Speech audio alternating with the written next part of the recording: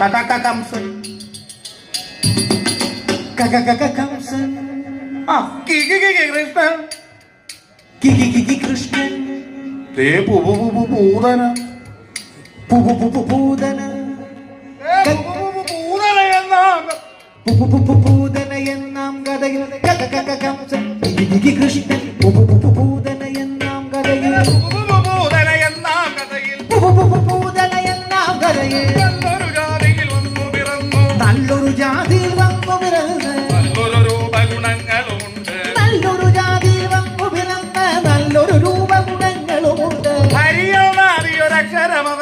അറിയുന്നാദിയൊരക്ഷരം അവനുടെ